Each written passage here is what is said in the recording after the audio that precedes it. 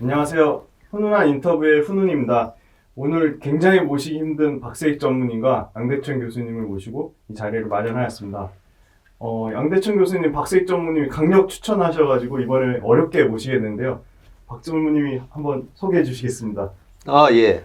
안녕하세요. 박세익 전문입니다. 제가 시장이 좀 약할 때는 책을 많이 보거든요. 네. 예, 요즘도 시장이 좀 약하잖아요. 그죠? 네. 예, 시장이 약할 때는 내 포트폴리오가 정상적인 포트폴리오면 막 시세 흐름에 왔다 갔다 하는데 막 불안한 시세 쳐다보고 있을 필요 없이 그 책 보는 게 낫습니다.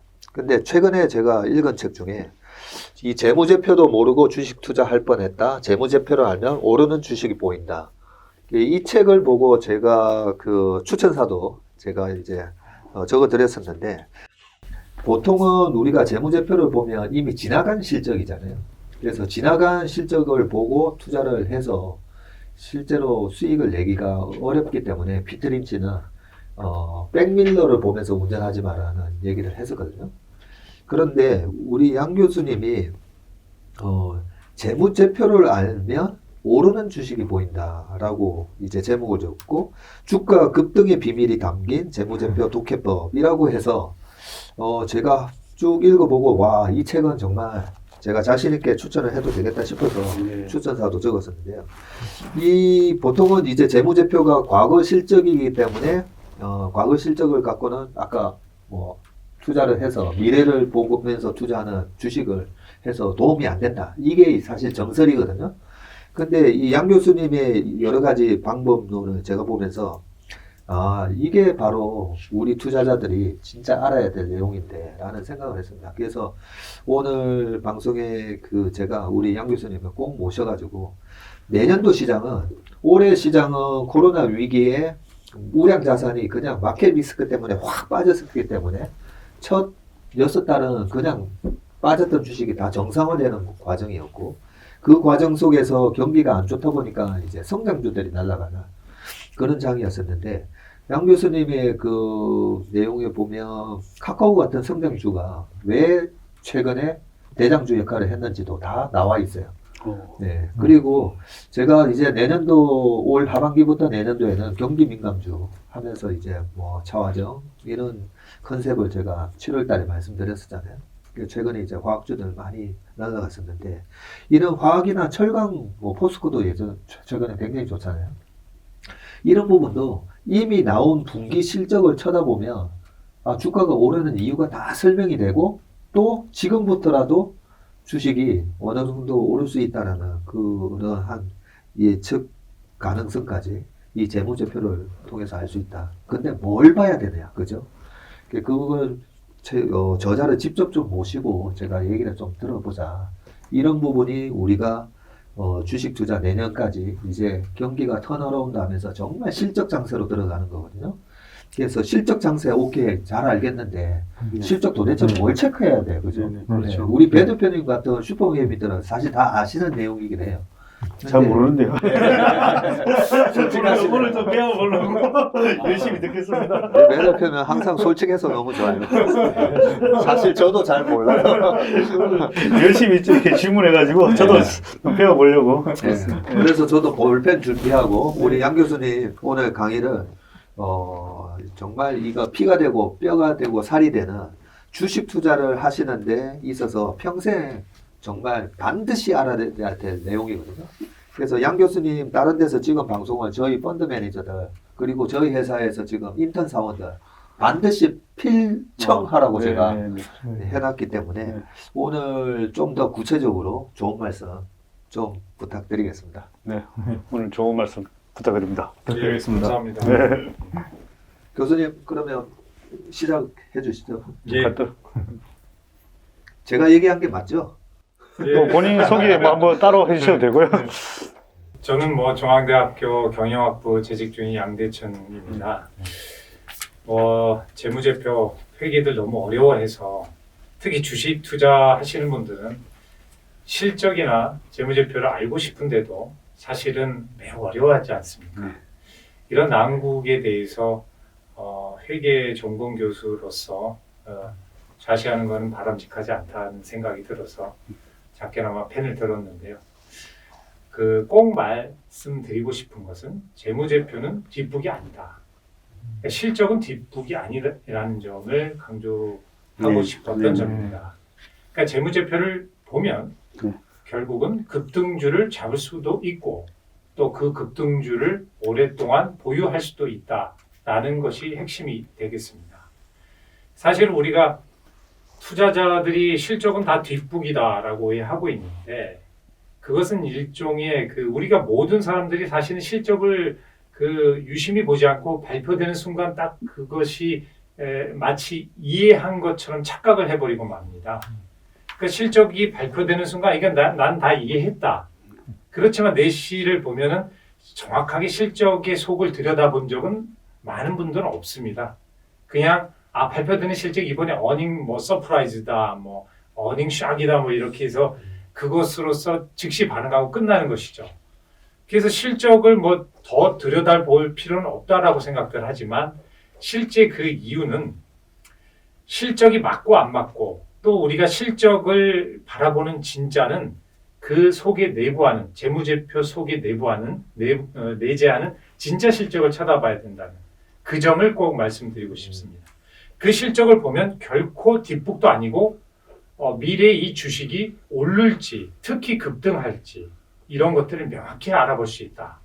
그리고 요동치는 시장 속에서도 결국에는 흔들림 없이 내가 보유한 주식을 언제까지 보유할지 그리고 어느 시점에 팔지를 정확히 잡아낼 수 있다는 점이 되겠습니다. 이 주식이 어려운 게 사는 건 또 과학이고 근데 파는 게 이제 예술이다라는 말처럼 이게 파는 게 정말 어렵잖아요.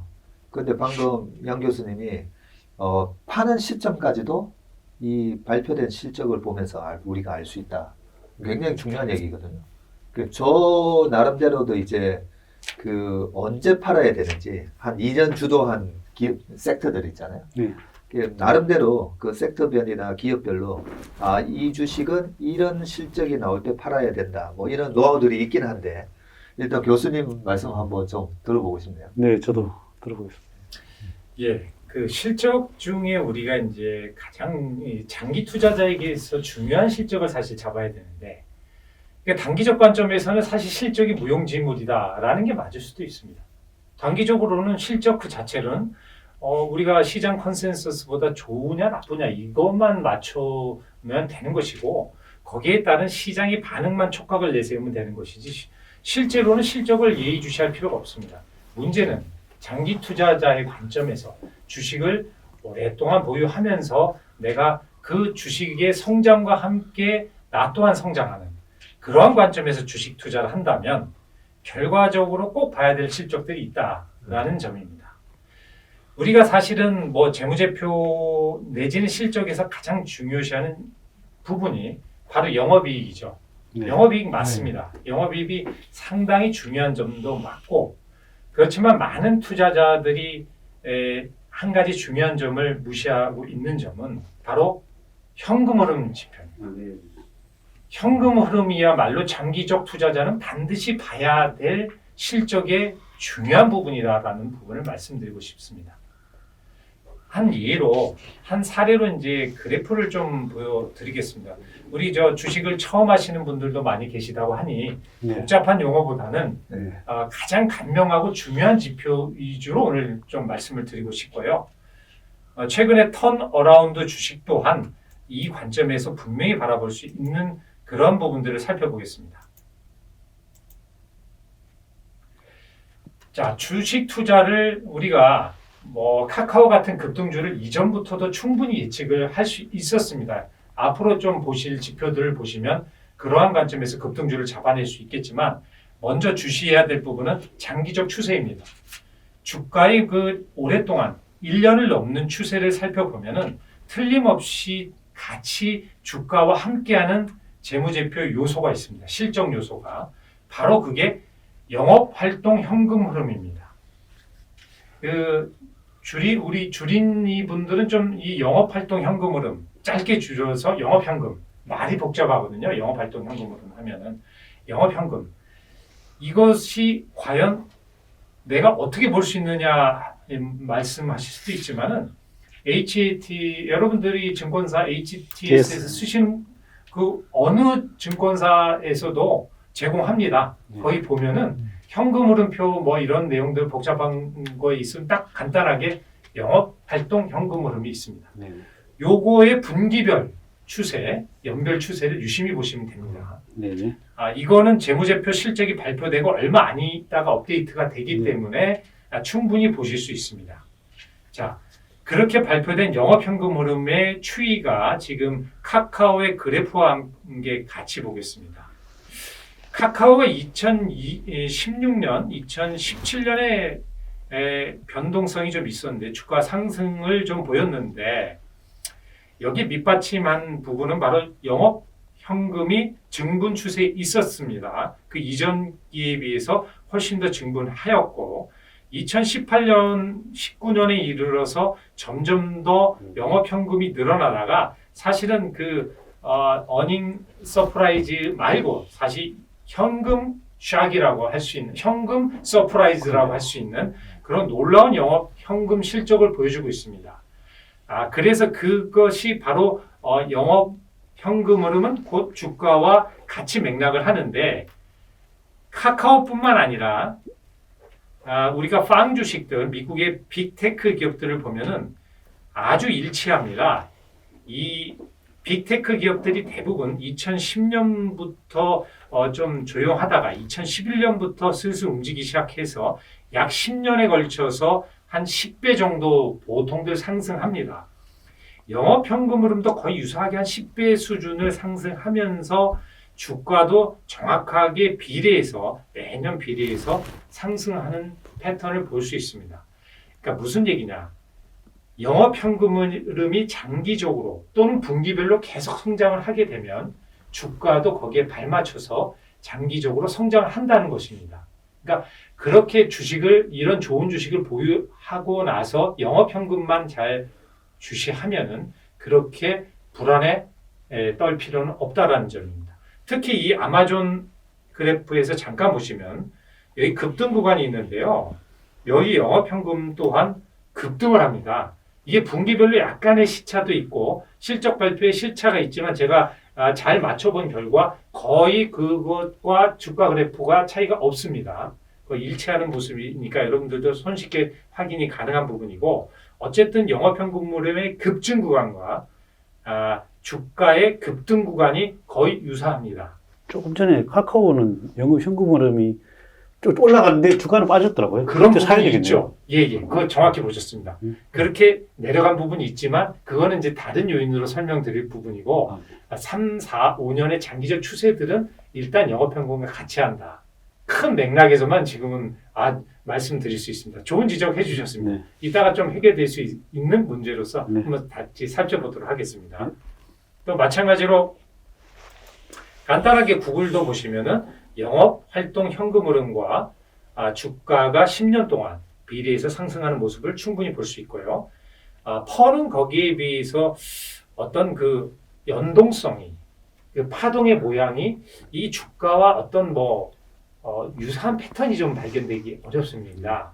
매번 주식마다 어떤 패턴을 같이 발견하기가 좀 어렵다. 물론 펄을 사용할 때는 어떨 때 사용해야 될지가 명확히 있습니다. 그렇지만 장기적 추세를 결정하는 데는 또한 다른 의미로서 받아들여야 한다. 그래서 현재로 봐서는 이러한 복잡한 개념을 차지하고 현금 흐름 지표가 중요하고 여러 가지 현금 흐름 지표가 있지만 영업 현금에 특히 주시하면 장기적 추세와 그 주가는 가치감을 볼 수 있다. 여기까지 좀 말씀드릴 수 있을 것 같습니다. 내용이 너무 주옥 같은 내용인데요. 그 조금 이제 요약을 해서 말씀드리면 이제 펀드 매니저 관점에서 우리가 어떻게 체크를 하고 이제 투자를 했는지 교수님 말씀하고 비교를 해서 제가 말씀을 드리면 저희 이제 펀드 매니저들이 제일 중요하게 보는 것 중에 하나가 방금 영업이익이고 이 영업이익이 잘 나오려면 영업이 잘 돼야 되잖아요. 그렇죠. 영업이 잘 되려면 제일 먼저 뭐가 늘어나야 되죠? 매출이 늘어나야 매출이 늘어나야 되죠. 네. 그래서 손익계산서의 최상단에 있는 매출부터 시작하잖아요. 그렇죠. 그래서 이걸 우리는 탑라인이라고 그럽니다. 그래서 탑라인 성장이 있는 기업이냐 아니냐 요 얘기를 먼저 하거든요. 그래서 저희는 이제 일단은 저 같은 경우에도 일단은 매출을 먼저 봅니다. 매출이 성장하지 않으면서 영업이익이 일시적으로 좋아질 수도 있어요. 최근에 그런 기업들이 몇 개 있었거든요. 어떤 기업이냐면 코로나 때문에 마케팅을 안 해버리는 거예요. 아, 안 해버리니까 이 판관비랑 이런 것들이 확 줄어들면서 영업이익이 확 늘어나죠. 네네. 예. 그런 식으로 뭐 필수 소비재 같은 경우에도 그런 게 있을 수가 있죠. 어차피 먹어야 되니까. 네네. 어차피 써야 되는데 그걸 갖다가 기본적으로 하던 마케팅을 안 해버리는 거예요. 예를 들면 라면 회사가 라면 광고를 안 해도 팔리니까. 네. 그러면 실질적으로 매출이 물론 늘어난 것도 있지만 최근에 안 늘어난 기업 중에서도 영업이익이 확 늘어나는 기업도 있긴 합니다. 일시적으로. 근데 일단 장기적인 성장성을 가진 기업인지 아닌지는 저는 무조건 5년간 과거 5년 동안 매출이 늘어났는지를 네네. 반드시 체크를 합니다. 네네. 매출이 늘어났는데 과거에 이런 경우가 있었어요. 교수님이 이제 카카오에 대해서 굉장히 예를 잘 들어주셨는데 카카오가 다음하고 합병되기 전에 네. 비상장일 시절에 여의도 와서 한번 IR을 한 적이 있었어요. 워낙 이제 네. 앞으로 카카오가 상장이 되면 주가가 얼마 갈까에 대한 관심들이 많았기 때문에 그때 한 CFO 하시는 송모 이사님이 이제 IR 기업 설명을 하는데 우리가 최근에 한 2, 3년 동안에 한 400억 정도 까먹은 것 같아요. 네, 400억 정도 네. 적자난 것 같아요. 웃으면서. 네, 그 얘기는 이제 그만큼 인프라를 구축하기 위해서 알겠습니다. 많은 유저들을 확보하기 위해서 우리가 돈을 엄청나게 투자를 네. 했다. 네. 그죠? 예, 그런 의미로 얘기를 하면서 웃으면서 얘기하는 거죠. 예, 그러면 그때 당시에 카카오는 적자 기업이고, 그죠? 예, 최근에 뭐 이 플랫폼 기업들 보면 이익이 나기 전에 엄청나게 이제 투자를 하면서 실질적으로 수익이 나지 않습니다. 나지는 않은데 최근에 뭐 우버라든지 에어비앤비라든지 테슬라라든지 제가 생각할 때 이 고성장 기업들 보면 탑라인이 계속 늘어나고 있어요. 그래서 이 탑라인 성장률이 좋아지면 나중에 어느 정도의 유저들의 그런 확고한 이 애플 같은 경우에는 애플바라고 해가지고 엄청나게 충성도 높은 고객들이 확보가 됐잖아요. 네네. 예, 그런 고객이 확보가 되면 나중에는 이제는 마케팅을 안 해도 자연스럽게 돈이 굴러 들어오면서 이익을 챙기는 그런 모습이 나오기 때문에 그래서 일단은 탑라인의 증가를 봐야 되는데 그 사이에 플랫폼을 구축하기 위해서 아니면 브랜드 가치를 구축하기 위해서 막 때려붙는 그 현감 때문에 적자가 나는 거를 너무 우리는 걱정을 하지 않고 투자를 하거든요. 그게 이제 가치주 투자하시는 분들이 좀 어려운 부분이죠. 아니 당장 이렇게 어마어마한 적자가 났는데 무슨 그렇죠. 예. 네, 그렇게 오는데 저는 또 하나 이게 5년 10년 동안 투자를 해야 되는 기업은 저 투자 안 해요. 그건 제가 잘하는 그렇죠. 네. 이 너무 먼 얘기를 투자를 하다가는 나중에 보면 망할 수가 있어요. 그리고 그렇죠. 이런 코로나 위기가 됐던 무슨 위기가 상황이 왔을 때 자금이 끊기면서 망할 수가 있잖아요. 네. 그래서 지금 당장 투자를 하면서 탑라인이 증가를 하는데 이 회사는 2, 3년 뒤면 흑자 전환이 되겠구나. 네네. 네, 그런 기업에 투자를 하잖아요. 네네. 그 흑자 전환을 했을 때에 뭘 봐야 되느냐면 순이익을 보는 게 아니라 우리 교수님은 영업이익을 봐야 된다는 영업 거죠. 현금으로. 그래서 교수님이 작년에 카카오에 3,100억 예. 순이익 적자 난 부분을 언급을 해주셨더라고요. 네. 거기 정말 쏟기 쉽거든요. 아니 어떻게 3,100억 이렇게 그렇죠. 사상 최대 손실이 났어 하는데 그 부분에 대해서 이제 설명을 한번 해주신 게 있는데 간단하게 한번 말씀해 주세요. 예. 그 박 전무님께서 아주 중요한 말씀 해주셨는데